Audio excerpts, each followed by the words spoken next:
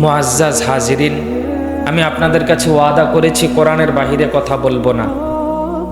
আর এই কোরআন সম্পর্কে আল্লাহ তাআলা রব্বুল আলামিন কোরআনুল কারীমেই বলেন, সূরা কফের মধ্যে আছে, ইন্না ফি যালিকা লাযিকরা, অর্থাৎ এটার মধ্যে, এই কোরআনের মধ্যে জান্নাতের পথ নির্দেশ বলে দেওয়া আছে। লাযিকরা, জাহান্নাম থেকে বাঁচার সমস্ত রাস্তা বলে দেওয়া আছে। তবে তিনটা জিনিস লাগবে। তিনটা জিনিস যদি আমরা একত্রিত করতে পারি, তাহলে এই কোরআন থেকে আমরা সরাসরি জান্নাতের রাস্তা পেয়ে যাব। জাহান্নাম থেকে বাঁচার সমস্ত রাস্তা আল্লাহ তাআলা আমাদের জন্য খুলে দিবেন, সহজ করে দিবেন।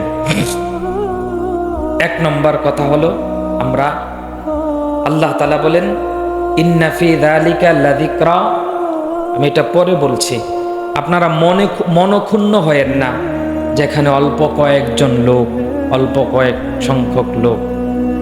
কোরআনুল কারীমে আল্লাহ তাআলা স্পষ্ট বলেছেন, ওয়া কালিলুম মিন ইবাদিয়াশ শাকুর, আল্লাহ তাআলার শুকুর গুজার বান্দা, আল্লাহ তাআলাকে স্মরণ করনেওয়ালা বান্দা, আল্লাহ তাআলার হুকুম মানার মতো বান্দা দুনিয়াতে কালিলুম, কম হয়, বেশি হয় না। জান্নাতি মানুষ দুনিয়াতে কম, বেশিরভাগ মানুষ জাহান্নামী। আল্লাহ কোরআনে বলেছেন, ওয়া কালিলুম মিন ইবাদিয়াশ শাকুর, খুব কম সংখ্যক বান্দাই আল্লাহ তাআলার শুকরিয়া আদায় করে। নাফরমানি, না শুকরিয়া, এটা বেশি বেশি লোক করে। শুকরিয়া আদায় এটা খুব কম সংখ্যক লোক করে। দেখেন, সংখ্যার আধিক্যতা আল্লাহ তাআলার কাছে গ্রহণযোগ্যতার জন্য কারণ না। রব্বুল আলামিনের কাছে গ্রহণযোগ্যতার কারণ হলো, ইল্লত হলো তাকওয়া, ইখলাস।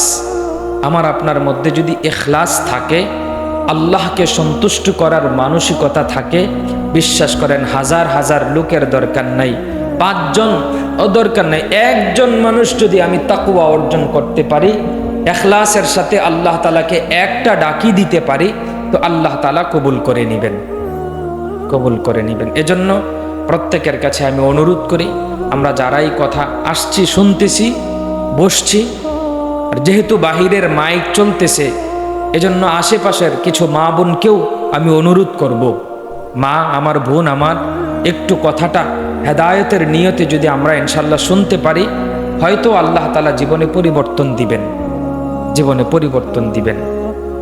তো যেটা বলতে চাচ্ছিলাম, আল্লাহ বলেন ইন্না ফি যালিকা লাযিকরা, কোরআনের মধ্যে জান্নাতের সমস্ত পথ বলে দেওয়া আছে, জাহান্নাম থেকে বাঁচার সমস্ত রাস্তা একদম স্পষ্টভাবে বলে দেওয়া আছে।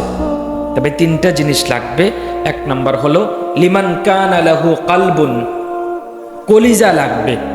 অন্তর দিয়ে, কলিজা দিয়ে যদি আমরা রব্বুল আলামিনের কথাগুলি শুনি, তো আল্লাহ তাআলা আমাদের জীবনে পরিবর্তন এনে দিবেন। লিমান কানা লাহু কালবুন, এক নম্বর কলিজা। 2 নম্বর হলো আও আলকা সামআ, আমাদেরকে এই বাহ্যিক যেই কান আছে, এ কান দিয়ে মনোযোগ সহকারে, কলিজা, অন্তর আর বাহ্যিক কান, 2টার সমন্বয়ে কথাগুলো শোনা লাগবে। তারপরে আল্লাহ তাআলা বলেন ওহুয়া শাহিদ, এবং আল্লাহ তাআলা যে আমাদেরকে 2টা চক্ষু দিছে, এই 2টা চক্ষু খুলে কোরআনের কথা শোনা লাগবে।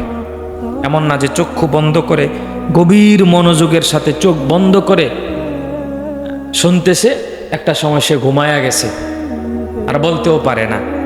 এজন্য কোরআনের কথা শোনার জন্য, নবীজি সাল্লাল্লাহু আলাইহি ওয়াসাল্লামের হাদিসের কথা শোনার জন্য সুন্নত হলো চোখ খুলে যিনি কথা বলেন তার দিকে তাকায়া কথা শোনা।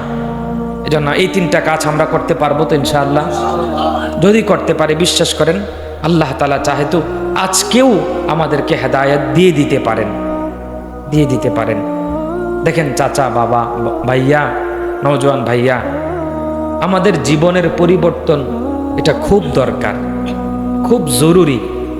আমাদের জিন্দিগির মধ্যে পরিবর্তন আনা এটা খুবই দরকার, খুবই জরুরি।